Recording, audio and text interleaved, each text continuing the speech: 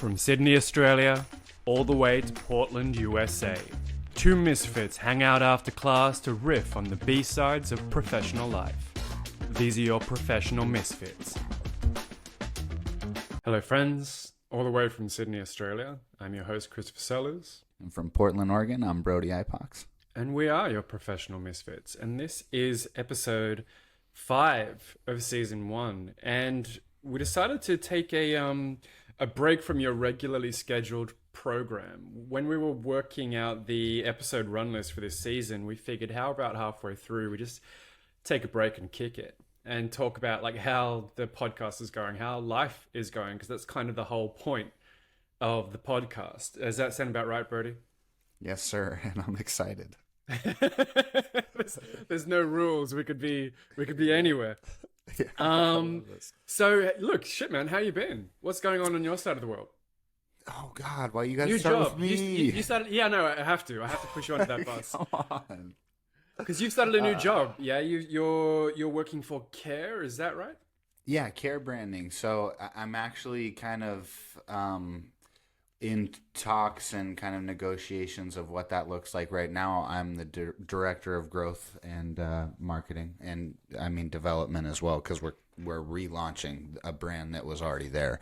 Okay. So I also might be included in founding this thing, the second round. Hey. So that's kind of a cool little deal there. So you'll be a founder, head of marketing, CEO, executive, fucking. All the put me things. in the box, I guess.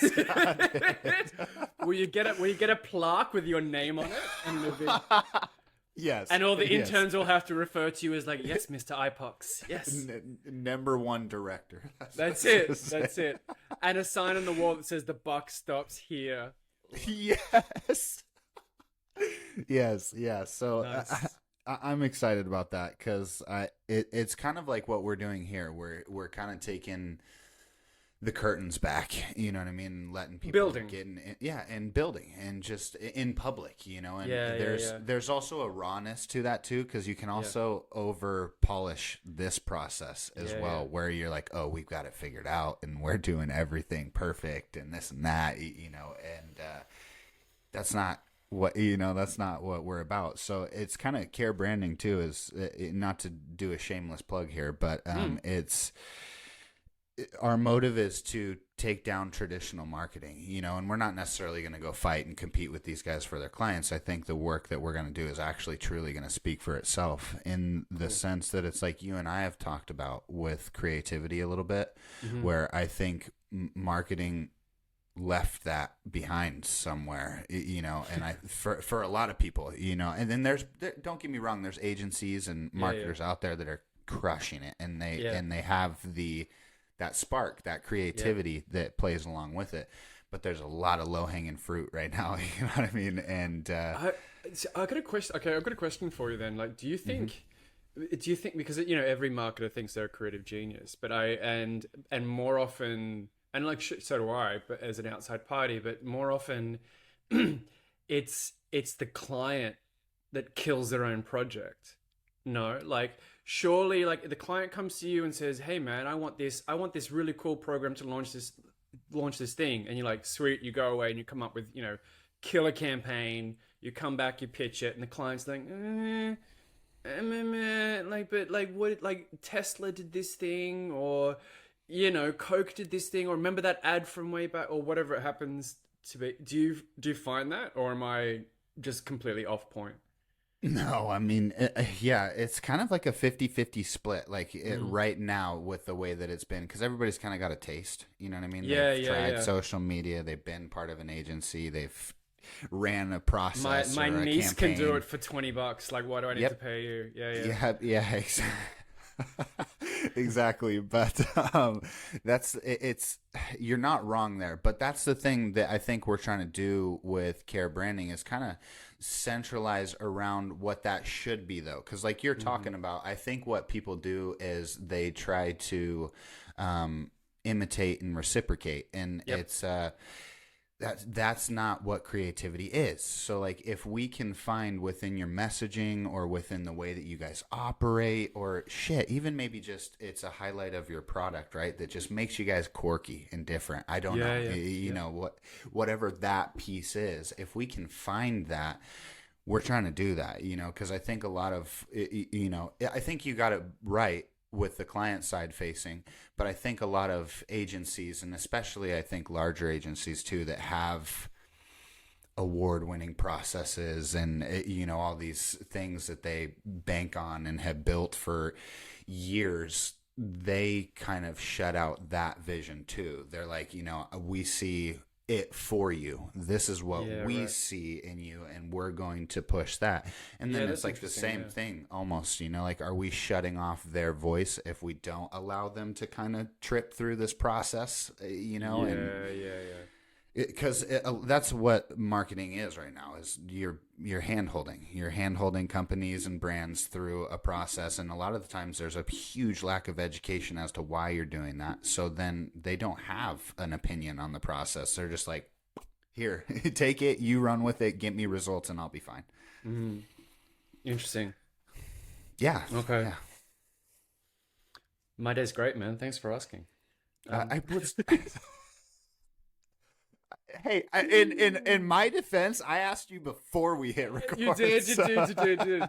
But And you told me to wait. So I did. I said, we'll save it for the chat. We'll save it for the okay. chat.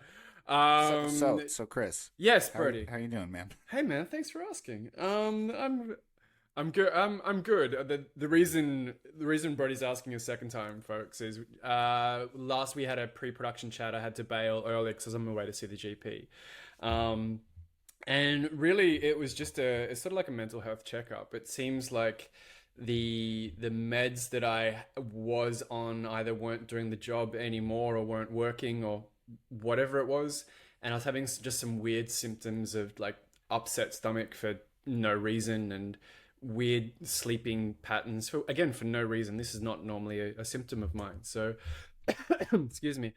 It was it's cool because I seem to have connected with a decent GP, a decent doctor. He's a cool guy. So we had a chat for like half an hour, discussed all the options, went through mental health care plans. So in Australia, we have, sort of like a checkbox of basic mental health, symptoms. Are you experiencing X, Y, and Z? And then it was a bit of a comprehensive go through, which was nice.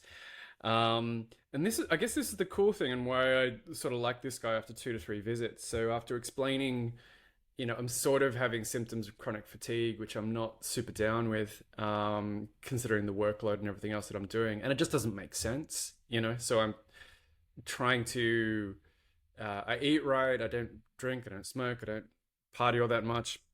I've just taken up swimming 3 times a week, which we were talking about, in an effort to help boost energy levels and take care of mental health and all this sort of stuff. So, overall, a pretty fit and active lifestyle. So it sort of concerns me if this chronic fatigue thing is creeping in and I've got no control over it.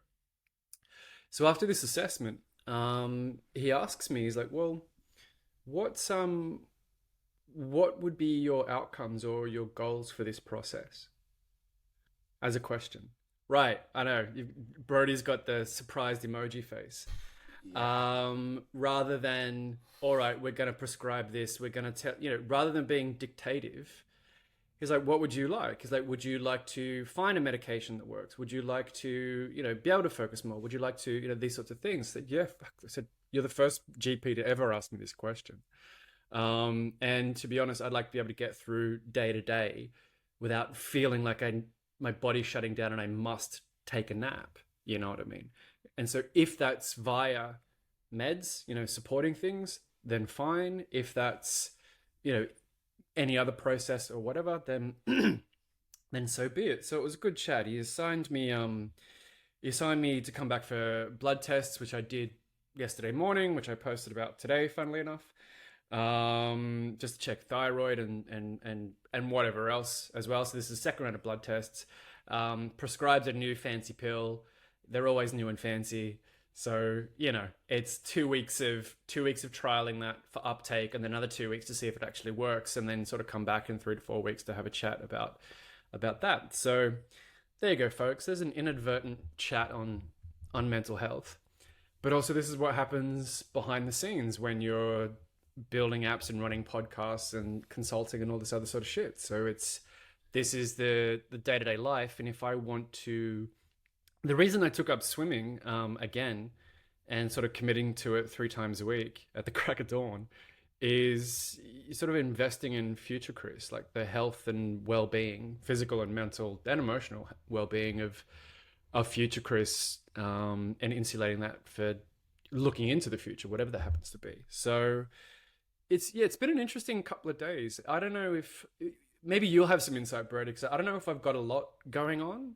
Because one of the questions he asks is like, "What do you do for work, and what are you working on at the moment?" I'm like, "Oh well, this over here, there's this banking app, and then there's this podcast, and then there's this clients, and whatever else." And you could you could see his eyes kind of widening, and I'm like, "Oh yeah," and then I'm up at 6 to swim. He's like, "You swim in the morning?" I'm like, "Yeah." And he's like, "How much sleep do you get?" I'm like, "I probably in bed by about 10 or 11, so asleep by 11 or 12, wake up at 6." He's like, "Okay, you kind of need more sleep than that," but he's like, I don't know how you sort of fit all this in a day. And then to me, is you sort of shrug and go, this is normal, so there may be, and my body has a habit of doing this. It's like, I don't consciously stress. So if there was an internal barometer of like how stressed one should be before one should relax, mine's broken. So it's kind of that it's that boiling frog thing of like, you don't know you're boiling until it's too late. And it's always been that way. Even when I was 17, final year, like final high school exams, I'm chill as a chill motherfucker, and then go into exams, get glandular fever. So right, subconsciously body shuts down, says we're not going to play. And this is normally how it goes. If I don't really realize I'm stressed or don't have high anxiety until the body shuts down. I'm like, that's not cool. So as we sort of approach middle age, and just to be a healthy human being, I'd kind of like to take care of that. But yeah, that's been my week. Yeah, I mean, that's shit. I mean, kudos to you. I just want to say one thing. A lot of people don't do the things that they need to take care of themselves, and whether that's addressing it through an appointment or swimming or whatever, whatever it is. Yeah, I think a lot of people shy away from that because that too is uncomfortable. We've had this conversation actually. Yeah, I think so. You don't like rolling out of bed and going to get your swim gear and going down to the pool and hitting laps until you're exhausted. It's not like, oh yeah, I'm skipping to do that, but and I'm not jacked. It's not a vanity thing either. No, it is right. It is for like, I'm 2 weeks in. It is humbling as fuck because swimming is cardio. Swimming is full body workout. Cardio, right? Bruh. I'm lucky that I'm swimming like 400 or 500 meters and I'm dying. So I'm like, all right, the discipline, like you said, the discipline is to like get your gear, walk down, because the pool's 10 minutes from my place, door to door. So once I'm there, I'm fine. And then it's just like, let go of expectations.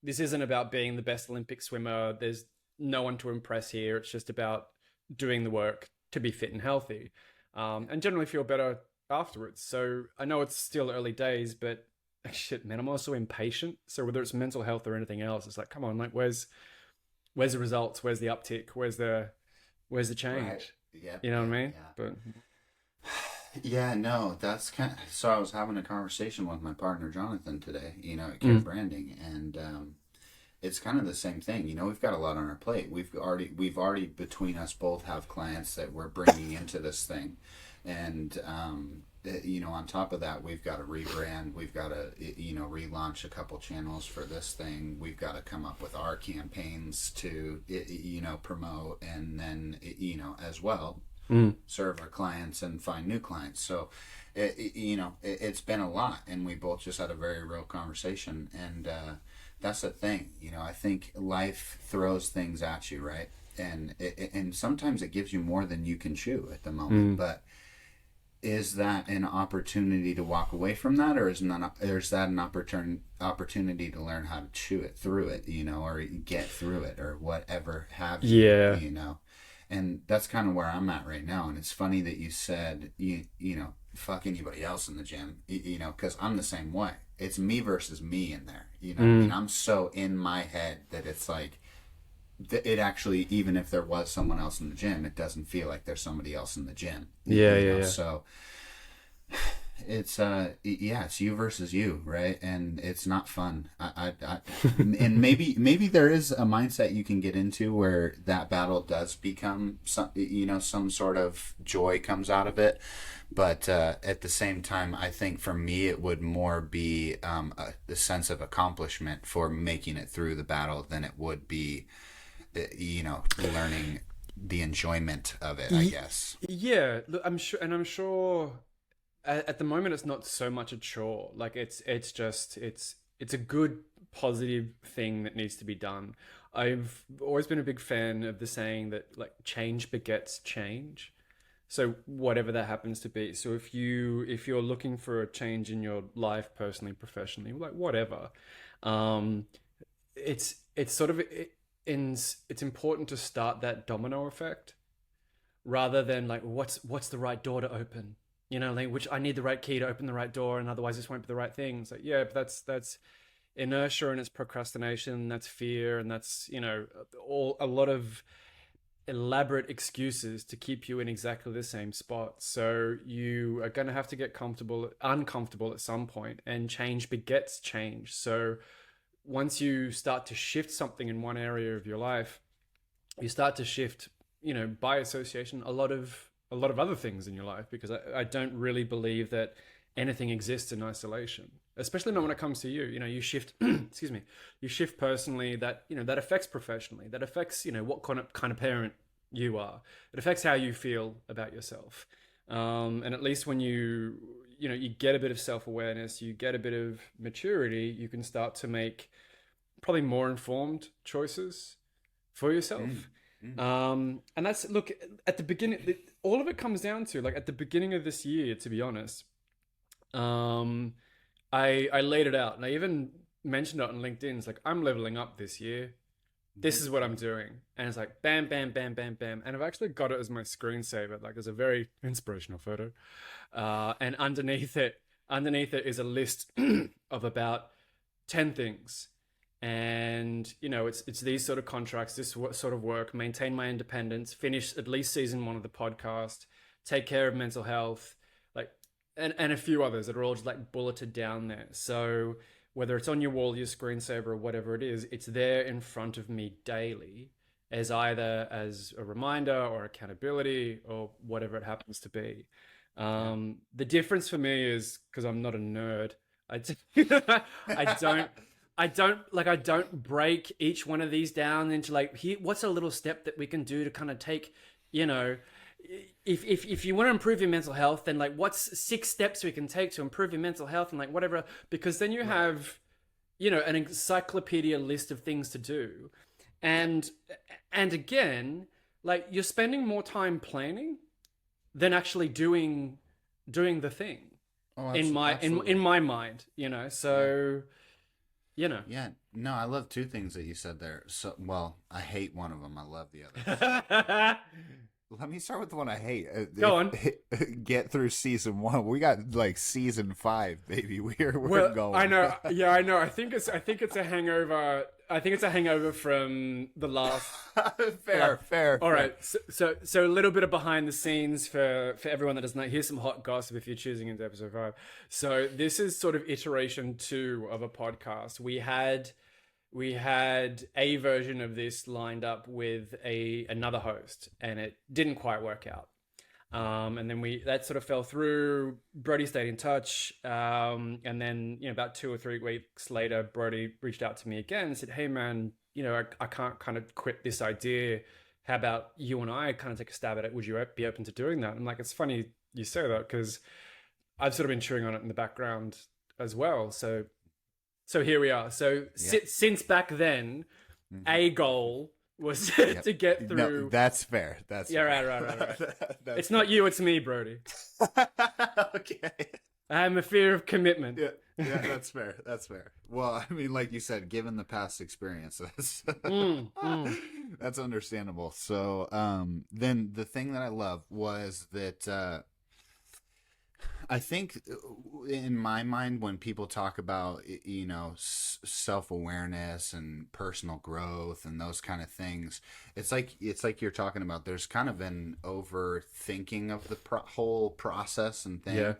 And it's you've got that 10-point checklist, and then it turns into a 20-point checklist, and then it turns into a 50-point, and you're overwhelmed. And daily goals and career goals. And... And and I think for some people that's maybe not sustainable, but it's achievable, right? I think for the average guy, for the average gal, taking one thing off your list a day, man, one thing. And I saw this probably 2-3 years ago, and I don't remember exactly who it was. I kind of want to say Simon Sinek, right? Is that Sinek? Sinek? Yeah. Okay. Thank you. I think so. I think it was him, and he was kind of talking about that kind of natural progression. If you were able to spend 10 minutes and not dedicate an hour, or if you were able to do one thing from your checklist as opposed from a daily checklist. And it made sense, because look, at the time, for me it was, okay, I'm going to do that. And I did. And I was like, how do I set up a business? So day one was, I'm going to Google, how do I set up a business, and spend an hour learning how do I set up a business. Day two was, okay, I need a name, I need a logo, and I need a LLC. And it was, okay, I'm going to spend day two doing the logo. And day three, we worked on getting the LLC and the registration. And day four was the email, and then day five was the website. And you can see how by day five I have almost a business ready to launch, right? And I'm doing one thing from my list a day. I'm not compartmentalizing that list at once. I'm just doing one of those pieces a day, and look how much progression I made in a week. You know what I mean? And that's a very powerful thing. I think people try to move the needle too fast, and it's like, it's like you were saying, if you just made that one solitary commitment, by default you're going to see a shift in almost everything else. Because you're going to start to do the same thing. You're going to go, well, okay, I can tackle family time this way. I might not have 3 hours to play Fortnite, but I have an hour to sit down and help you with your homework. Whatever it might be. It's really funny, because the first time I was scheduled and took myself swimming, and it's in my calendar now, so it's these 3 days, Monday, Wednesday, Friday. I timed it. So I timed the walk from my front door to the pool, which is anywhere between 10 and 15 minutes, depending how awake I am. And then I get there, and then I clock the time at whatever time I arrive. I swim however many laps I swim, because I swim till I'm exhausted. I don't do, and if it's different on each day, like whatever. And then, it's shower, change, and then walk out, and I check the time again.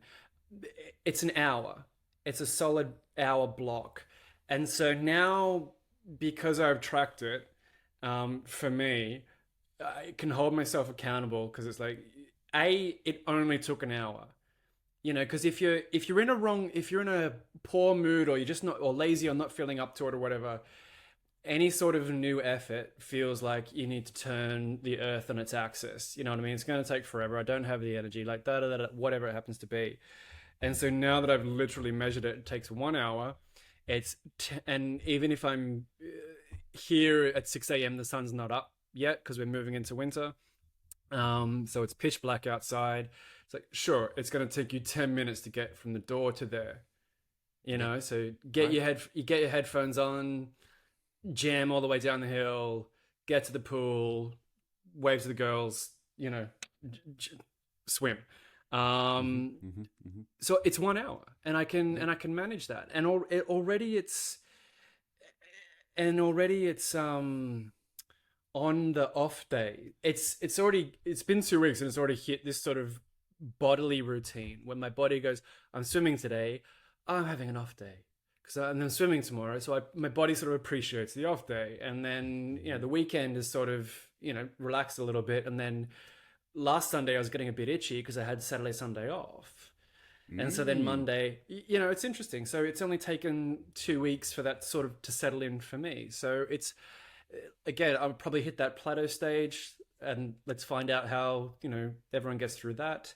Mhm. Um, but, No, but let's to find out your, how you get through that. yeah, yeah, yeah. But to your point, it's the changes you want to make, big or small.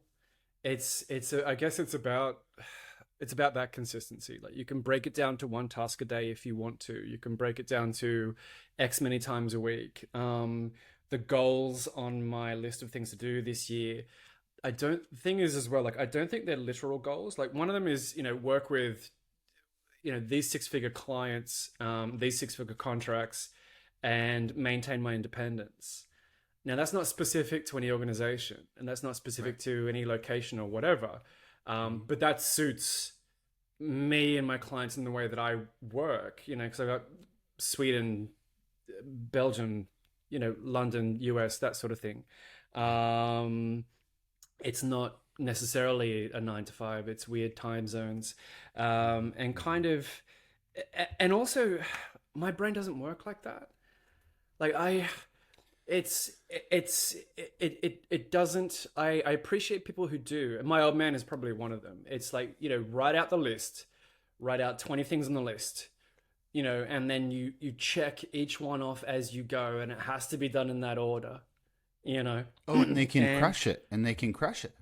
100%, 100%. And that's necessary for a lot of things. And I don't operate like that. Likewise, those same personalities are unlikely to sit at a computer for 8 hours and just knock Right. out deep work. You Yep. know what I mean? Right. And like Yep. like high cognitive function, Yep. creative, deep work, and then all of a sudden you wake up and it's 6 o'clock at night and you go, shit, I skipped lunch again. Yep. Uh, Yep. Yeah. Yeah. better Yeah. pull myself out of this thing. Yeah. Hey, So real it's quick, real quick. I'm not. I don't mean to interrupt you. I'm hearing your mic bounce a little bit, or as in maybe it's mine. I think when you touch your table, or yeah. like, Mm-hmm. okay, don't touch the table. Don't touch the table, Chris. Don't touch the table. it. We may or may not edit that out. Yeah, that's fine. So, I wanted to ask you something. This is going to be kind of off track here because we're Go for talking it. about a little more introspective stuff, but it's insane to me, and I hope people take a little bit of value away from this outside of just the topical part of the conversation. It's turning to spring here for me. You know what I mean? And the days are now, I wake up and it's 5, 6 o'clock and it's bright. It's sunshine. It's Right. yellow and it's beautiful. And it's just, it's so bizarre, to know that you're moving into winter, that, Yeah. not only do we have that drastic shift in seasons, but with that, I mean, for most people, seasons mean a shift in workload or mean a shift in mood or this or that. It's kind of this just crazy thing where you and I are going to navigate both sides of the world together. You know what I mean? That's That's that's just that's deep, man. a little bit. I mean, I was just thinking about the seasons. I was like, oh my God, he's going into winter. That's I am. bizarre, dude. I am. And I'm naturally a winter baby. Like I much prefer the cooler weather, which is a tad ironic being in Australia. Because I hate Australian summers. They're just too humid, they're too hot, they're too oppressive. You don't sleep, you can't eat, you're just fucking Hmm. irritable. And I'm Hmm. like I'm hats and coats and scarves and gloves and European fashion. So Hmm. get probably 2 or 3 months of that tops a year. So Um, you really soak it in.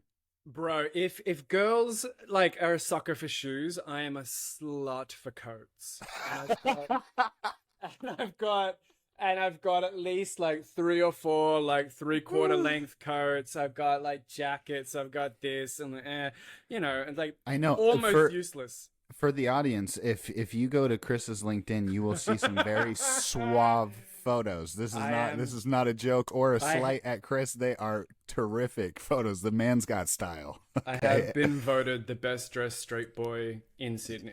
There you So go. there you go. I'll bring that Where's the fashion plaque? to, I should get a medal or something, man.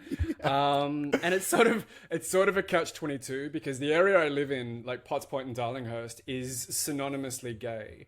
And Sydney is already the gay capital of the country. We have the Mardi Gras here, and we've just had World Pride wrap up. Okay. Only like 2 weeks ago. So, Mm-hmm. so I'm in the gayest suburb, in the gayest city, and the best dressed straight boy. Yeah, no wonder I can't get a date. But, but lots of free coffee, and appreciation. Let's say. Hey, and I will say this. I mean, Yeah. any appreciation is appreciation, right? Sure. Yeah, that's true. That is true. You're kind of used to it being in the arts, though. You know, it's like 90% of students and everyone training in the arts is female. The other 8% of the remaining 10 are gay, and straight males in the arts are like 2% total. Oh, dude, and I mean, so like outside of the arts, I have the two highest contrasts in the U.S. for that. Like I started in construction with it, which Right. is just blue collar, straight as an arrow. You talk about being gay, you're gay, you kind of guys, you know. Right. Yeah. And then I went from that into retail, and Yeah. I met some really flamboyant and energetic people. Let's just say that, and it's just bizarre. It's just bizarre, the dynamic and the shift in, like you're talking about, appreciation. You know, you would not see that on one side of the spectrum, even if you were the most handsome man on the damn planet and you made that tool belt look like it was fucking shining. You would not. Yeah. No, they'd call you a farrier. They'd call you Fabio, or they make passes and jokes and Awfully pretty. right. And then vice versa. You go into retail and someone's willing to buy you a shirt. It's like, hey, come on, this is a little bit different than I'm used to. It is. I try not to get. It's all in good fun. It's all in good fun. But I have some my sort of female friends that have a bit of a giggle, but they're kind of like, anyway, we're not going to go down that path. Let's talk about something else. How's the podcast? Brilliant. Brody's tapped out. How's I'm not how's talking about that. Yeah. How's the podcast traveling for us? We're 5 weeks in. We're halfway through. How's it looking on your end? Dreams and ambitions, hopes and aspirations. It feels good. Look, it kind of cycles back to, it's funny that we kind of like accidentally found a theme for this episode, which is like that discipline and consistency, right? So I've built hundreds of online presences. I've built brands. I've built back-end systems. I've done so much for other people, and there was never a point where I kind of questioned, what do I want to do, and what would that look like? Yeah. And then I did, and this was kind of a big piece of it, reaching people, making a change, having something that's impactful. That's, big for me. I never realized the extra level of discipline it takes to do something out of personal gain, right? Because my personal gain was so aligned with my career that client. It was right, that I never questioned it. So I felt aligned. And then when I started thinking about these things and, getting into care branding and stuff like that, I'm like, holy shit, I was off by a lot, I was operating on a system that didn't function well for me. And, so now it's learning that, I've kind of got to detach from the ROI on certain things, and right. if it's of value to me in even a personal way, apply that discipline, apply that, that grit to get through it and get something done. 'Cause I think behind those things are the true success we're looking for. You can go and you can grind out and get to the top of a corporate ladder, right? But I think deep down in your heart, there's always going to be something else there that would have or could have maybe potentially changed the world. I think there's a lot of people that lose that.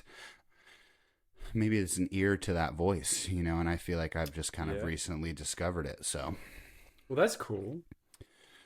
Yeah, I guess. I mean, it's a little overwhelming too because, like I said before, I've generally been one to have all the pieces laid out for somebody else, and it's very easy for me when it's somebody else, and there's an ROI for me, and it's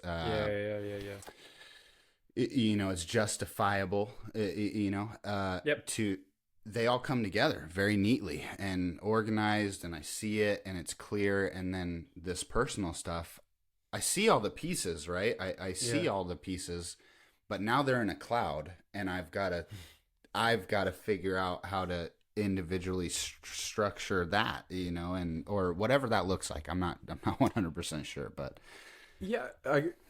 I'll ask because I guess it's something commonly I hear a lot. So, look, I'm a trained actor, so you get used to standing on stage in a spotlight in front of strangers, who will judge you, blah, blah, blah, blah, blah. But the theory and the principle of what you're talking about is sort of, stepping from back of house to front of house. And like, rather than doing it for someone else, now you're doing it for yourself. Like it's a bit of a hero's journey. And for the same reason that a lot of people hate keynote speaking and will never do it, because looking at it, it looks easy, but then to step on stage is just no fucking chance. There's a reason it's the world's, the biggest phobia in the world. So I guess I'm curious to know if you're, I'll say because you're making that transition and you're kind of in the middle of it, how are you finding it, or what differences are you finding? Because you don't get to hide behind someone else now. No, I don't. Right. So it's you, your face, your name, you're a misfit. And it's interesting because this is sort of represented in your role as well. Like, it's not just throw it to Brody, here's your caseload. It's like, no, you're going to be one of the guys. Mm-hmm, mm-hmm. So... So like I said, I mean, a big piece of that was kind of identifying that I wasn't aligned to begin with. And now, for me, it's like you said, stepping out from behind that. Because look, I'll tell you, one of the easiest sells for me was the fact that I'm a marketer that's willing to sign an NDA so I don't talk about any of my work with you. It's all credited to you. It's your brand, it's your successes, and that was my biggest sell. I'm not worried about it.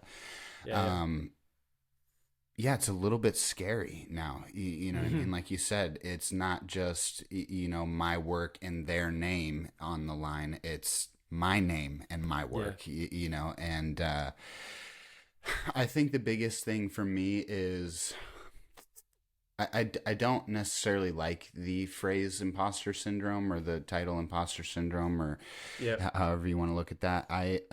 But that's kind of where I'm at, you know what I mean? Where it's like, it's hard to identify that I've been in the back so long talking to founders, talking to these, CMOs and marketing heads. And I'm just kind of a supplemental voice.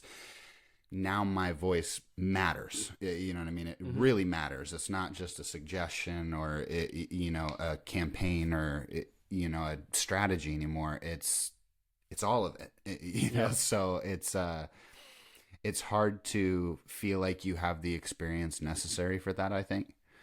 And, it's really made me kind of like look at myself in a way that, hey, you do need to identify your strengths as much as the weaknesses, because that's what I think people get caught up in. They're like, oh, I'm not good at this, I'm not good at that. Shit. Yeah.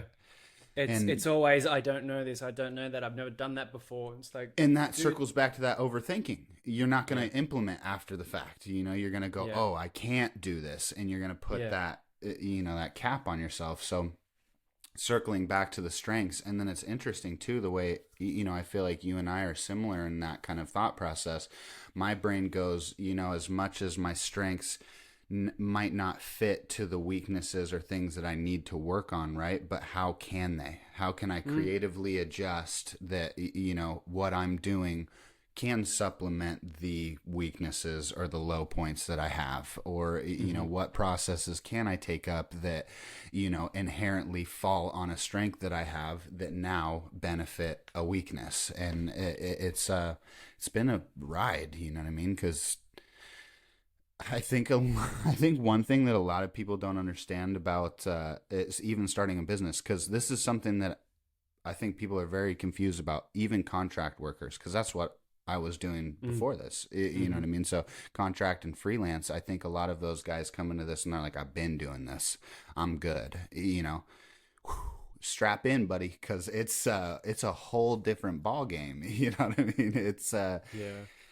So yeah, it's been a ride. I think the thing that I've found most impactful and I have the most gratitude for is that it really does make you hold up a mirror and say, if I'm going to do this right, I got to look at all the pieces. And when you start doing that, as much as it's uncomfortable, you start to get a very clear picture. Yeah,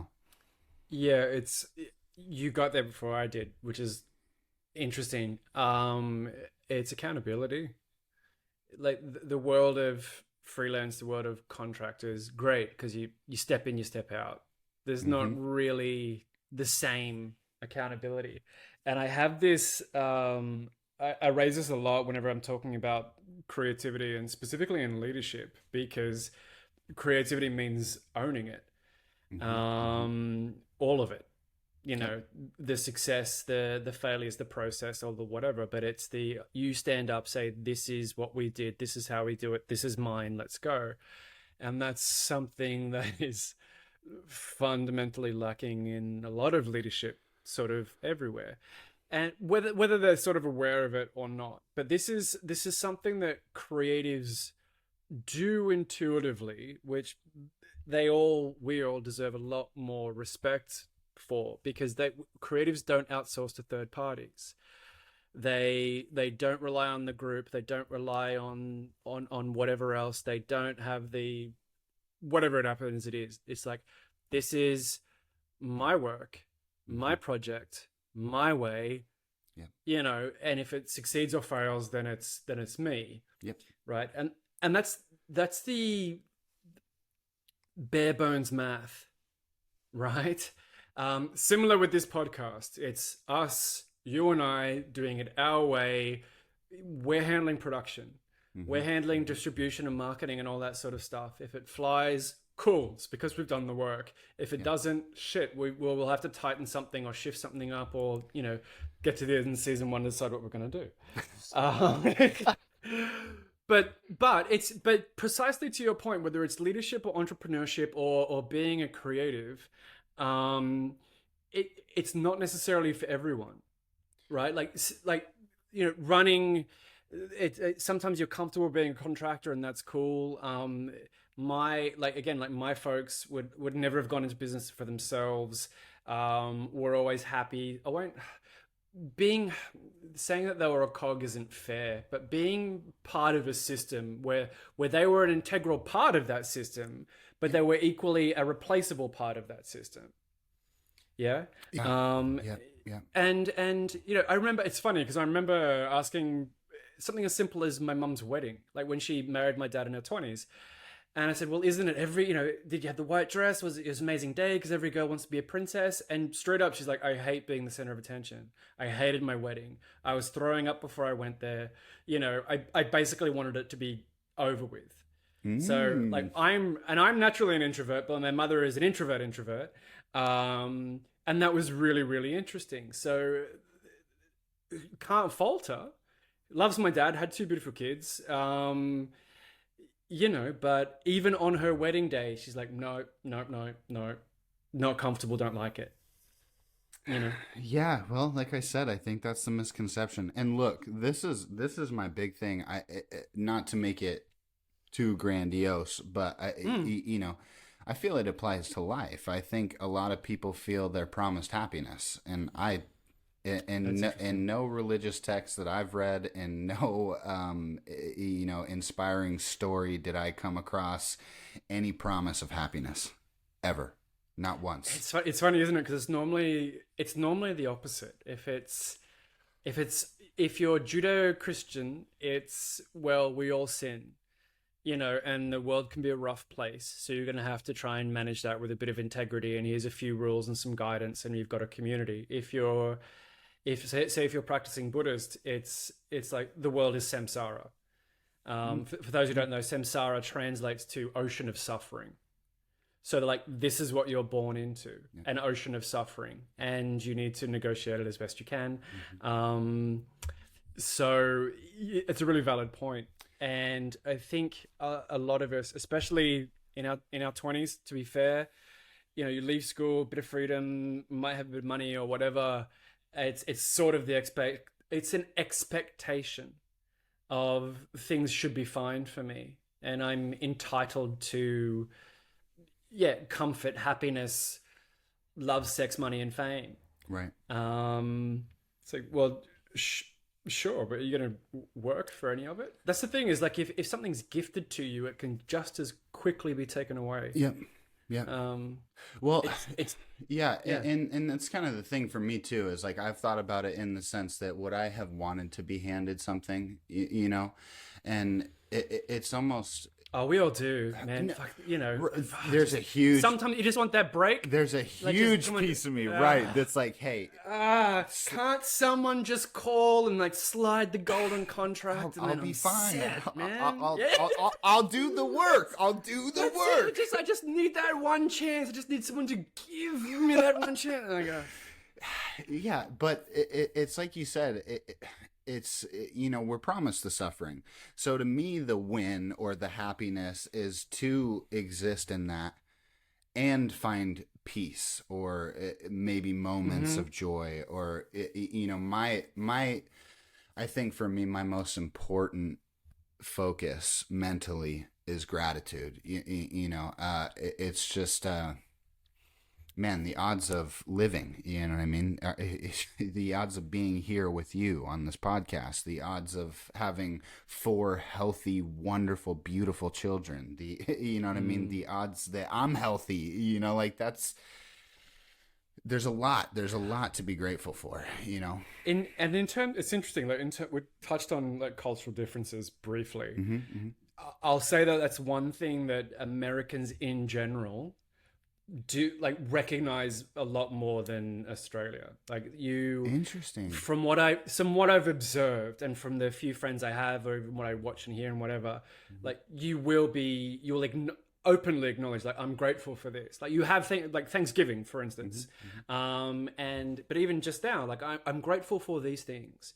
Whereas it's ironic that Australia's nickname is the lucky country, but our culture is one of complete apathy, I guess, because, like, it'll be sweet. Like, she'll be right is, like, embroidered in the flag there somewhere. So whether there's trauma, like bushfires, sharks, spiders, snakes, storms, she'll be right.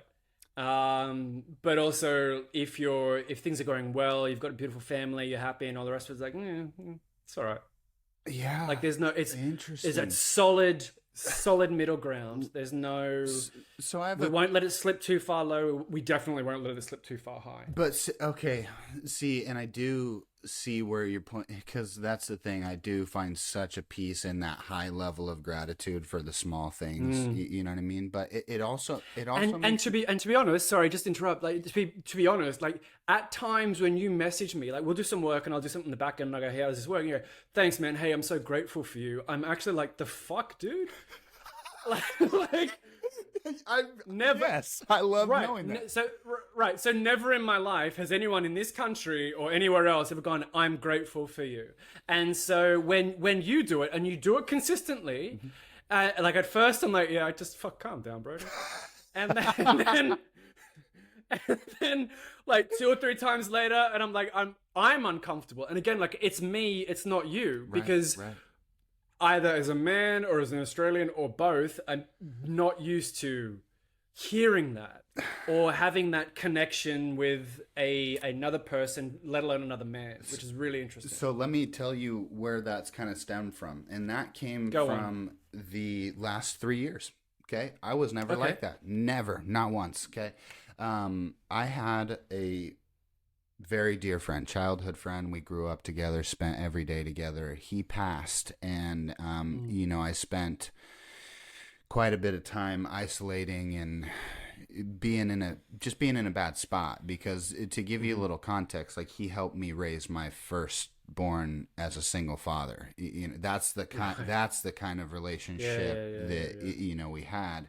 And there was a lot of that, you know what I mean, that it was like, hey, I appreciate you, holy shit, where would I have been if you weren't here, kind of thing, and vice versa. He went through things and I was there, and that went away, and that dried up for me. And it's weird because it took me years in the deprivation of it to realize that I was a piece of that, that I was kind of Right.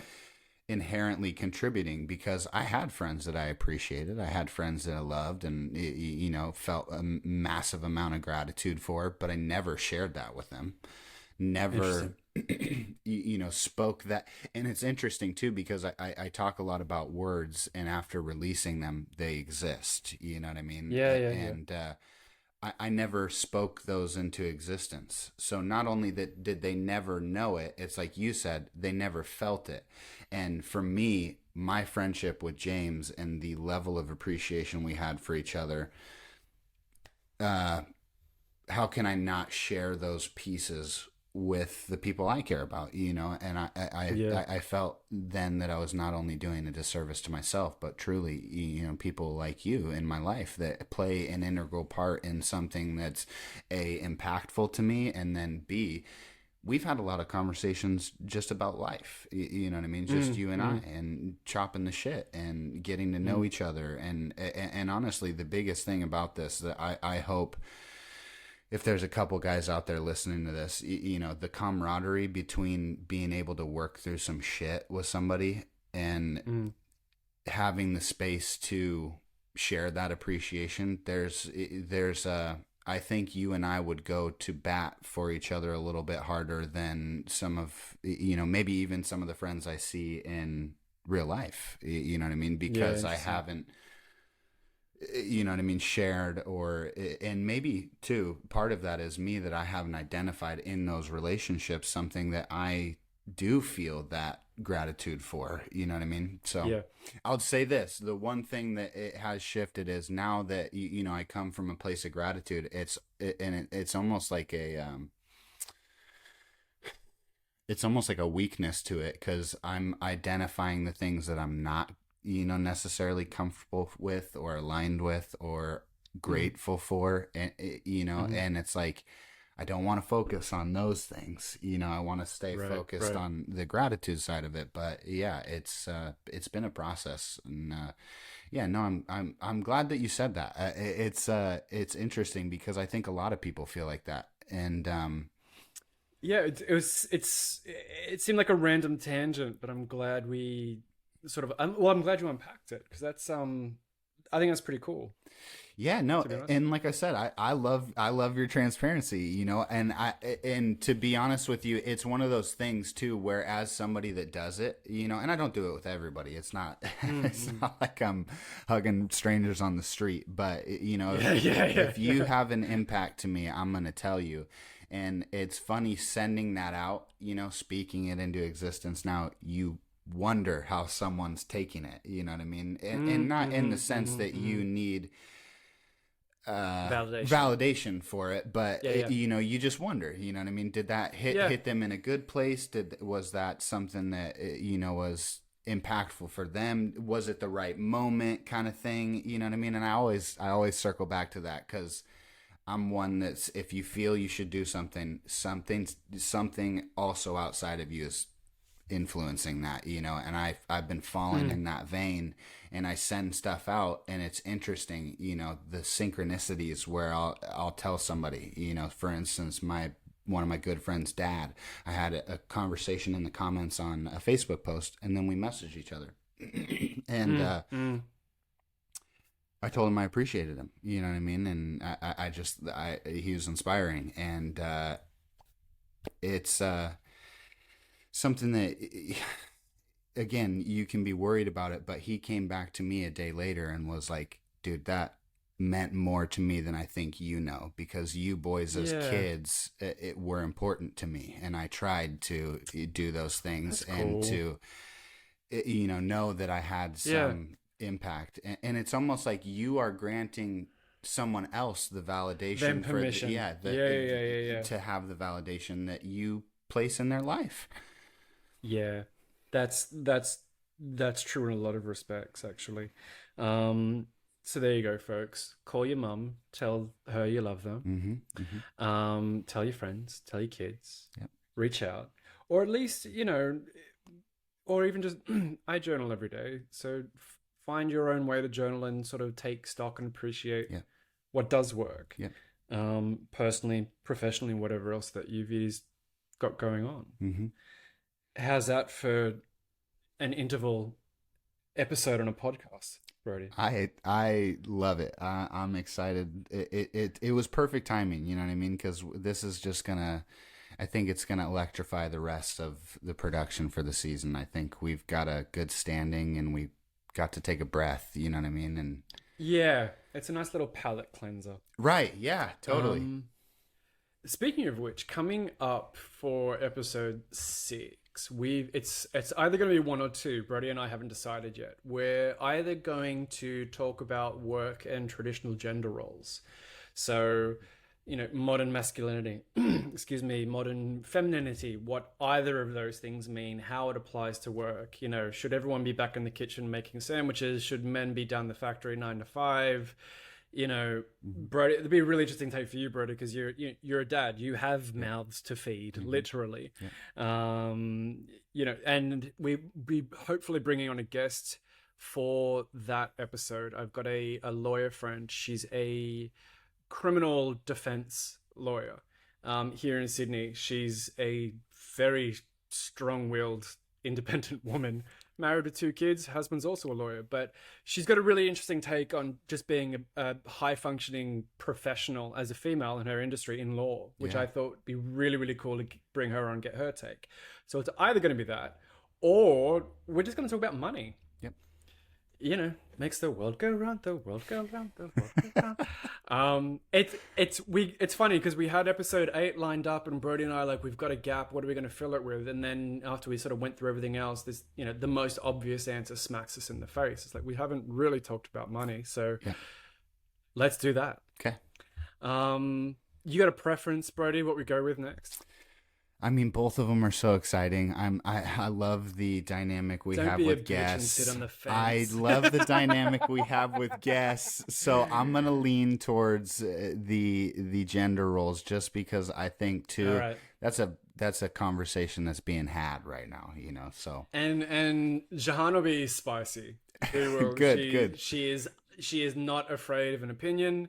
So that'll be an interesting discussion. I love that. But yeah, I think yeah. It should be a blast to have on. All right, that wraps up the halfway period for episode 5. In the meantime, I've been Chris, I've been Brody. and you stay classy, Misfits. We'll see you on the next one.